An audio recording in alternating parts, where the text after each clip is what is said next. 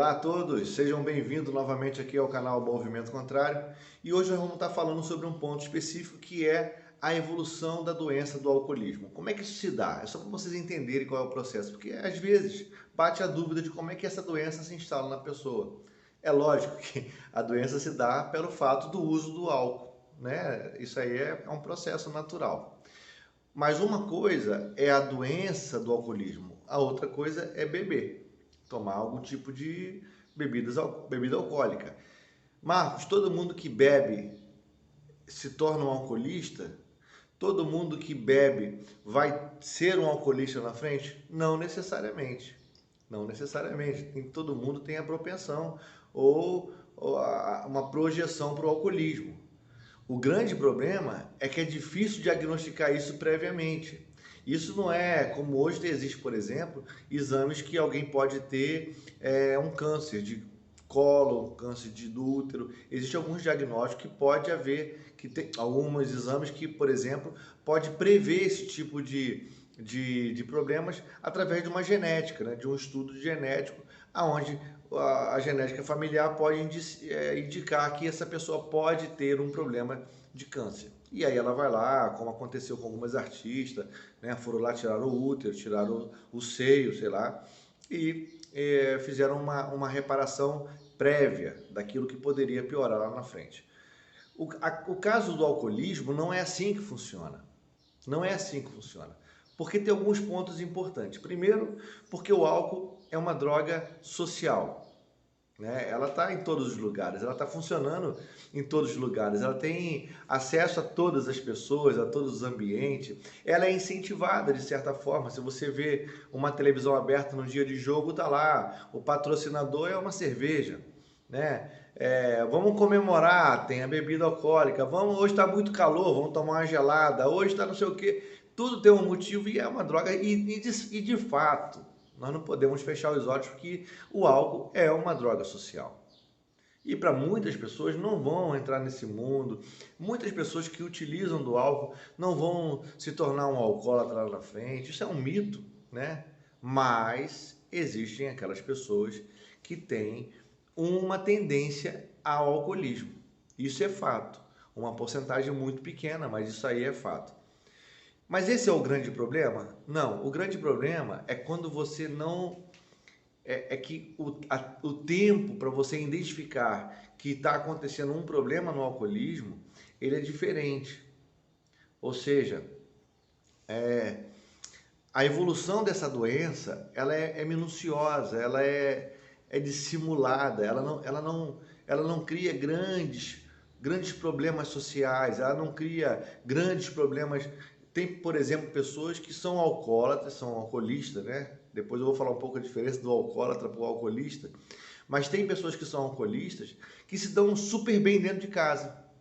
Existem alcoolistas que têm uma vida social bacana, conseguem manter o seu emprego, conseguem manter a sua família ali e tal, e são alcoolistas.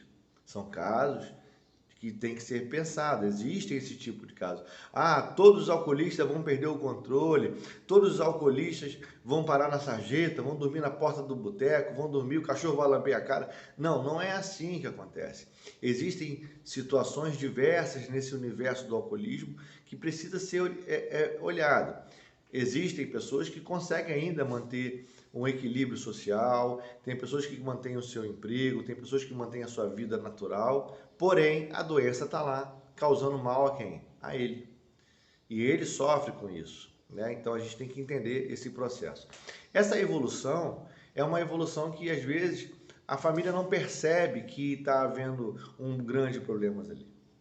Essa evolução, ela vai se dando de forma gradativa e em alguns casos ela só vai dar sinal de que ela está se instalando ali na questão da perda de controle. O que é a perda de controle? É quando a pessoa ele passa a viver não mais em prol da vida, mas em prol do uso. Ou seja, ele não consegue mais manter um relacionamento social que não seja relacionado ao álcool. Por exemplo, vai haver um batismo de um sobrinho, de um neto, e vai haver um churrasco, que vai rolar cerveja. Em alguns casos, ele prefere ir no churrasco que vai ter a cerveja do que no batismo, porque ele vai fazer aquela balança decisória. Ou eu vou pro batismo e não bebo nada, fico lá perdendo essa oportunidade. Eu não posso perder essa oportunidade de tomar uma gelada, beber uma cerveja com os amigos, mas a minha decisão é ir para o churrasco. E o neto e o sobrinho no batismo eu vejo depois. Essas balanças decisórias, ela acaba perdendo, acaba perdendo o controle sobre esses processos. É a questão dos horários, da responsabilidade, é no trabalho. E uma outra coisa que se cria também, que a gente precisa pensar um pouco sobre isso, são os mitos, né, que circulam, que estão ao redor de um alcoolista. Eu não sei se você já percebeu, por exemplo, existe sempre uma figura clássica no bairro, na rua onde a gente mora, não tem? Sempre há uma figura clássica. É aquele que acorda de manhã cedo, às 7 horas da manhã já está lá no boteco, lá esperando a porta abrir. É aquele que tem um apelido, ele já não é chamado mais pelo nome dele, ele é chamado por um apelido. A identidade dele já foi modificada. Ele não é mais o José, ele é o Zé Pinguço, é o Zé Esponja, é o Zé Torresmo, é o Zé alguma coisa. Ele tem sempre um apelido, porque a identidade dele foi modificada ao longo desse período. Porque o alcoolismo vai levando a pessoa a entrar num processo de isolamento social, em alguns casos. Esse também é um outro caso. E a gente não consegue tratar isso de uma forma mais precisa, porque as informações que nós temos, de muitos dos casos, e é o que nós vimos e vemos durante esse período todo, que são informações desencontradas, né? São informações desencontradas. E talvez você que esteja me assistindo agora, você está se perguntando assim, cara, eu não tenho, não tenho mais esperança. Eu acho que nesse caso do meu pai, do meu avô, do meu marido, da minha esposa, do meu filho, não tem mais esperança, não existe mais recurso para ele, porque eu já tentei todas as possibilidades e não há mais solução. Ele já se internou tantas vezes, já fez promessas que iam parar tantas vezes, já entrou para grupos anônimos e não deu certo. Eu estou desistindo, estou jogando a toalha, não dá mais certo. Talvez seja esse, talvez seja esse um dos grandes motivos que as coisas talvez não andem, porque você também desanimou na caminhada. Você desanimou nessa jornada, que é uma jornada dura, é um caminho sem volta, é uma coisa desgastante, porque você está envolvida diretamente nesse processo e não sabe mais o que fazer para poder recuperar isso e dar conta dessa situação toda. Mas eu queria te trazer uma solução. Existem recursos para a gente poder pensar nisso. Existem recursos para você pensar a possibilidade de mudar esse quadro. Existem ferramentas para isso. Tá? Eu falei no vídeo passado sobre as técnicas de fazer determinadas coisas e é importante nós entendermos isso, né? É importante nós entendermos isso. Quer ver um exemplo? Vou dar um exemplo simples. Se alguém tem febre, por exemplo, febre é uma infecção, né? É sinal de uma infecção. É um dispositivo natural do corpo que vai detectar que tem alguma coisa infeccionada em nós. Qual é o princípio inicial para poder combater a febre? É você refrigerar, né? Se a febre está muito alta, você tem que dar um banho gelado na pessoa, se a febre vai ultrapassar lá os 39, 40 graus, você tem que ir lá e dar um banho, botar uma água gelada na testa, uma toalha com uma água fria, né? Refrigerar as axilas, as virilhas, né? Criança normalmente tem muito quando está colocando dentezinho, né? Então a gente tem que pensar nessas questões, né? Existe solução para uma febre, não existe? Se você está com, por exemplo, dor de barriga, né? Tô com uma cólica, você vai tomar um chazinho lá e a cólica vai passar, vai tomar um Buscopanzinho, não sei, e as coisas vão solucionar, vai se dar um jeito, né? Tô com dor de cabeça, tem lá uma droguinha lá na bolsa, que é uma Neosaldinazinha, vai tomar lá uma Neosaldina e a dor de cabeça vai cessar. Tudo tem uma solução, todas as doenças têm um recurso. Mas e o alcoolismo? Não é uma doença? E por que eu não sei lidar com isso? Qual é o remédio que eu dou? Qual é o chazinho que eu faço? Não existe chazinho, não tem remédiozinho, mas existem técnicas de você lidar com esse problema. Que não é e não são essas terroristas que a gente ouve por aí. Não, não tem jeito. Uma vez dependente químico, sempre dependente químico, alcoólatra, vai morrer alcoólatra, não tem cura e acabou, é ponto final e vida que segue, ele segue a vida dele, ele é um safado, ele não quer nada, ele não quer nada com a vida, não quer nada com o trabalho, não quer nada com nada, não quer nada com a família. É assim que a gente vê isso. E acaba que as famílias, as pessoas reproduzem essa ideia de que não há mais jeito. Não é isso que acontece? Não é isso? Não, se ele não quiser, não tem jeito. Se ele não quiser, não tem jeito. É assim que funciona? Se ele não quiser, não vai ter jeito? Então, quer dizer, na verdade, a responsabilidade é só dele. E isso eu ouço de vários profissionais. Isso eu ouço de vários profissionais falando sobre isso, que me causa arrepios quando eu ouço isso. Se ele não quiser, é uma decisão dele. Não. Olha, escuta o que eu vou te falar. Ouve o que eu vou falar. Não é só uma decisão dele.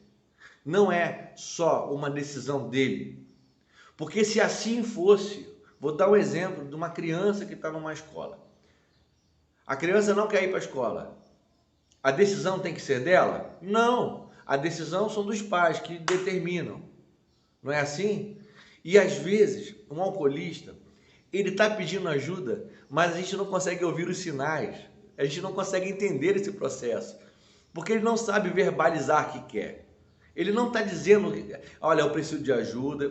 Dificilmente você vai ouvir isso de um alcoolista. Olha, amor, eu quero dizer a você que eu estou desesperado, eu sinto que eu estou com um problema sério no alcoolismo, eu estou bebendo além do limite, eu preciso parar com isso e eu preciso de ajuda, eu quero encontrar uma solução para isso, que eu não aguento mais essa bebida, eu estou com nojo dela e não quero mais. Dificilmente, há casos, mas dificilmente você vai ouvir essa narrativa, dificilmente. O que você vai ouvir é assim, eu não tenho problema com nada, quem tem problema com álcool é vocês, enche meu saco o tempo todo, eu bebo por sua conta, eu bebo porque você enche meu saco. Eu chego em casa do trabalho e daqui a pouco estou ouvindo uma porção de coisa na minha cabeça, é problema, eu estou indo no bar tomar uma cervejinha com meus amigos, eu não posso tomar uma cervejinha com meus amigos, só que essa cervejinha, ele saiu 8 horas da manhã e só chegou 2 horas da manhã da noite, na madrugada. E ele minimiza. Os mecanismos de defesa são grandes. Sabe por que os mecanismos de defesa são absurdos? Sabe por que o mecanismo de defesa, as defesas que ele vai utilizar para dizer que ele não tem problema são grandes? Porque beber, tomar a bebida, ela causa uma certa paixão. Quer ver um exemplo? Eu vou dar um outro exemplo aqui, muito clássico. Talvez você que esteja me assistindo aqui tenha um caso clássico de alcoolismo na sua casa. Só que esse caso clássico de alcoolismo, o cara já está com 50, 40 anos. Eu vou falar para pessoas que já têm casos com homem de 40, acima de 40 anos. Tá? Não estou falando abaixo de 40 anos, estou falando acima de 40 anos.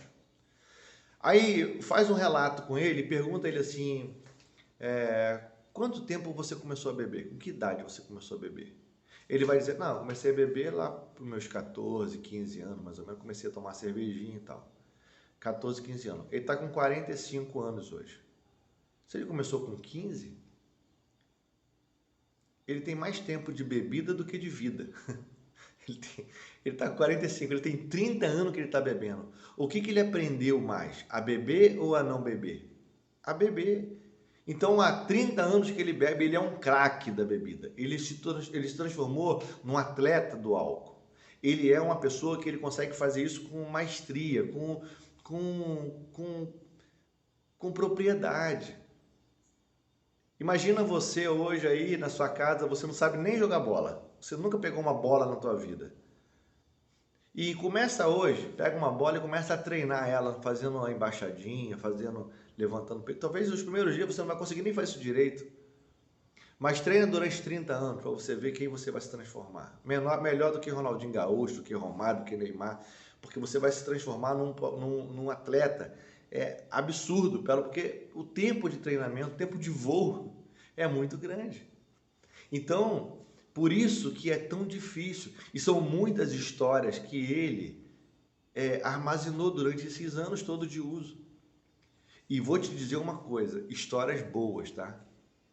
Histórias boas, porque o tempo de uso do álcool fez com que ele sentisse vida.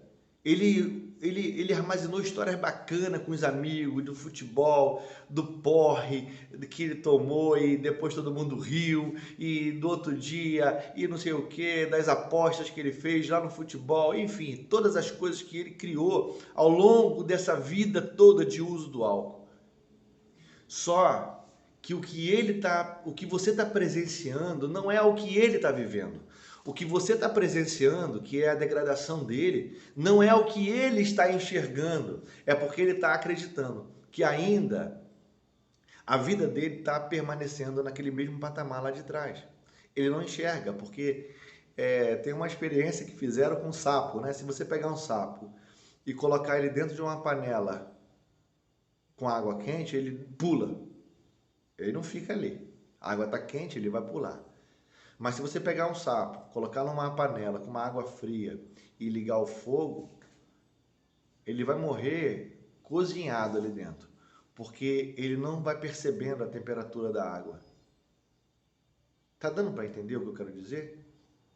O alcoolismo, a temporalidade do uso, não faz, ou melhor, faz com que ele não perceba os limites da normalidade de uma vida social.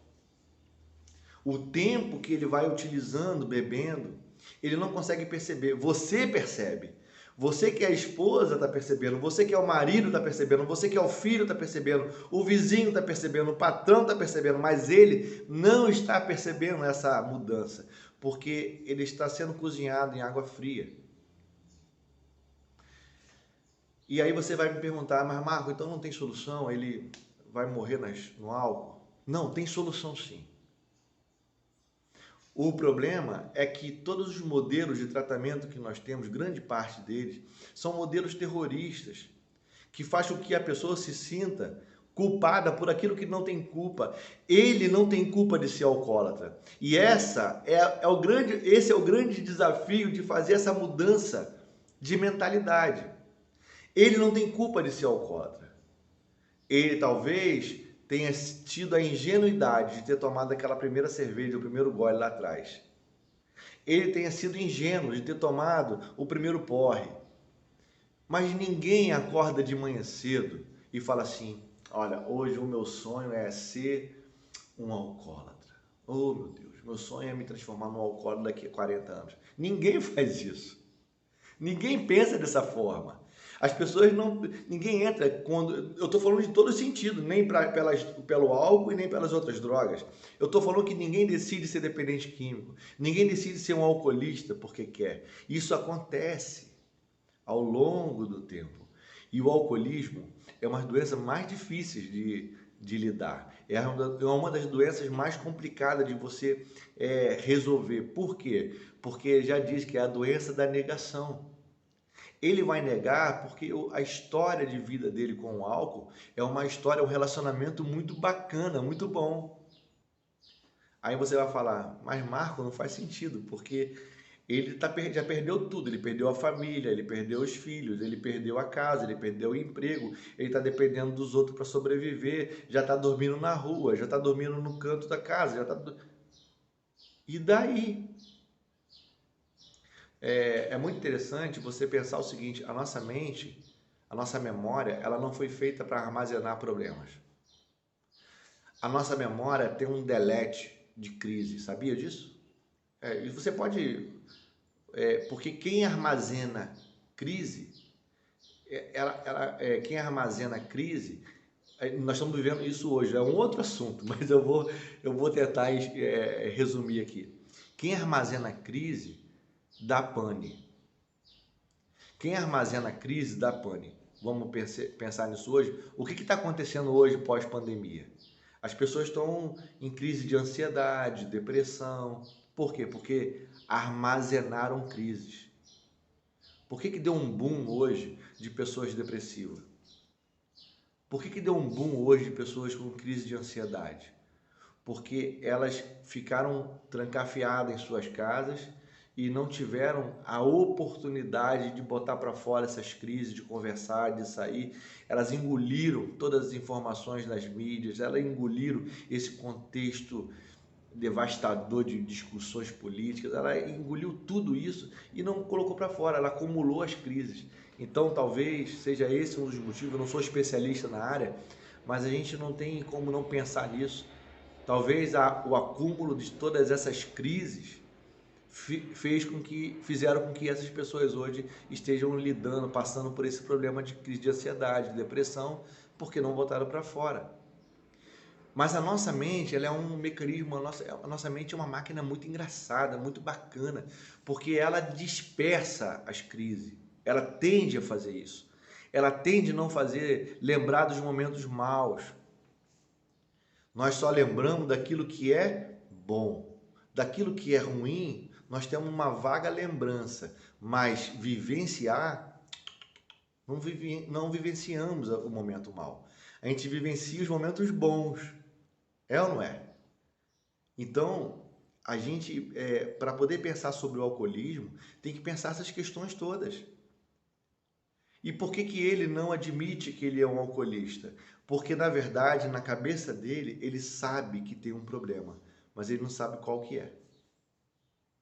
Aí você fala, ah, não, você está de brincadeira comigo. Ele não sabe que ele é alcoólatra. Alcoólatra, eu estou usando o termo mais chulo. Ele não sabe que ele é um alcoolista. Ele não sabe que está bebendo e está gastando o dinheiro todo com a cachaça. Ele não sabe que está perdendo a família. Ele não sabe. Eu posso dizer uma coisa? Ele sabe, mas não compreende. É interessante isso, né? É interessante você achar que eu sou um doido, mas é uma verdade. A linguagem é outra. Tempos atrás eu vi um filme muito legal sobre o domador de cavalos. É muito bacana. Eu vi, tem pessoas que domam um cavalo no chicote, bota na água, não sei o quê. Aí tem uma história de um cara que aconteceu nos Estados Unidos, e existem, de fato, na vida real, domadores de cavalo, que ele entra na raia lá do cavalo, lá no espaço onde o cavalo tá e tal, e pelos sinais que o cavalo vai dando, né, a orelha que se fica em pé, se ela abaixa, se ele abaixa a cabeça, o pescoço fica... Todos os comportamentos dele é um sinal de uma linguagem. Todo olhar desse domador é especificamente para saber que sinais ele está dando, esse cavalo está dando para esse domador. Tem um filme, se você quiser assistir, eu convido você aí, incentivo você a dar uma olhada nesse filme, O Domador de Cavalos. E aí até que ele surpreende a todos, ele domina o cavalo, ele consegue domar o cavalo. Mas não foi por pancada, não foi por agressão, não é dizer que o cavalo é grosseiro, não é porque dizer que o cavalo é um bicho irracional, não. Ele vai lendo, ele vai interpretando os sinais. Eu não estou fazendo uma associação com o animal, mas estou fazendo uma associação com a linguagem. Todos, eu posso dizer uma coisa para você aqui e não se sinta... Não duvide do que eu estou falando. Eu vou falar algo aqui muito importante. Todos os alcoolistas, todos, se ele pudesse escolher hoje, nunca mais ter colocado um pingo de álcool na boca, eu tenho certeza que ele nunca mais escolheria. Que ele escolheria essa possibilidade de nunca mais ter colocado um álcool na boca. Existe um arrependimento real em cada alcoolista. Eu falo isso para você sem medo de errar. Todos os alcoolistas, eles sonham em nunca ter colocado um pingo de álcool na boca. Só que não tem mais jeito. São anos de uso. Mas esse pensamento de não usar, nunca ter colocado, então é sinal que ele entende o que aconteceu na vida dele. Ele entende que algo está de errado e ele entende que não tem mais jeito. ele perdeu as esperanças. E cabe ao profissional ofertar ferramentas para esse alcoólatra, para esse alcoolista. Cabe à família entender que o processo tem uma linguagem. Tem uma música, eu não sou bom de música, mas tem um samba de um sambista que diz, né, quem sai bater na porta sempre quer voltar, quem briga sem motivo não quer separar. Já ouviu esse samba? Eu sou péssimo como músico, mas fala isso, quem sai bater na porta sempre quer voltar, quem briga sem motivo não quer separar. Existem linguagens que é perceptível. Eu tenho várias histórias de casos que eu já cuidei de pessoas que não queriam e não quero saber disso, e não quero, não sei o que e tal. Tem uma história muito clássica. Um dia eu vou trazer o relato aqui, talvez no próximo vídeo dele, de um pai que me procurou para poder ajudar um filho que estava muito doido, alcoolista e uma dependência cruzada, né? Álcool e outros tipos de drogas. E aí eu fui lá conhecer, marquei com ele, falei, não, eu quero lá conhecer ele. Ele falou assim, rapaz, eu não sei, o pai falando para mim, eu não sei se vai dar certo, ele não vai te ouvir não. Eu conheço meu filho, ele é grosso, ele é ignorante, ele quando tá bebendo, ele fica uma outra pessoa. Se você pegar ele sem o álcool, até há a possibilidade de você conversar com ele, mas alcoolizado eu acho que não vai te ouvir não. Aí, eu falei, não, tudo bem, vamos lá, vamos marcar um dia. Se ele estiver alcoolizado, eu vou tentar falar com ele. Caso ele não esteja, melhor ainda, vamos lá. E aí eu marquei com ele, fui lá na casa dele. E quando eu cheguei, ele estava no meio da rua com uma enxada na mão, virando lá um concreto para poder fazer uma massa. Eu não sei, o negócio estava meio estranho ali. E aí eu cheguei, eu falei, ô fulano, tudo bem, rapaz? Deixa eu bater um papo contigo um minutinho, deixa eu dar um abraço aqui. Ele estava todo suado, ele ficou assim meio torto, meio esquisito e tal. Foi nessa enxada aqui, deixa eu virar esse concreto junto com você aqui. E eu peguei com ele, fui conversando com ele e tal. Em 2 minutos ele largou a enxada e sentou comigo debaixo de uma sombra lá. E nós conversamos por volta de quase meia hora. E em meia hora ele conseguiu abrir para mim coisas que talvez o pai dele nunca tinha ouvido na vida. Mas são sinais que a gente tem que entender. Poderia ser diferente, Marco? Poderia. Ele poderia ter te dado uma enxadada? Sim, poderia ter dado uma enxadada. Mas são sinais que você percebe como profissional que você consegue mudar o quadro. São sinais. E aí, para resumir a história, eu falei com ele, falei, olha, na semana que vem, terça-feira, eu quero marcar com você lá no meu consultório, nós vamos bater um papo, e eu quero você lá. Aí o pai dele falou assim, Marco, acho meio difícil dele ir, hein? Falei, não, mas ele vai. Ele vai. E aí, passou, isso era uma sexta-feira, na terça-feira eu marquei com ele lá no consultório e ele não foi. Ele não foi. Aí o pai dele foi lá todo desesperançado. Eu falei, Marcos, tem jeito não, meu filho, infelizmente, o que eu pude fazer por ele eu já fiz. Isso aí que você está vendo aí, eu já tentei várias vezes. Eu falei, mas o que aconteceu? Ele não veio, eu falei, e por isso, essa desesperança, por esse motivo, você está desesperançado? Você acha que eu estou preocupado pela não vinda dele aqui hoje? Eu sabia que ele não viria. Eu sabia que ele não viria.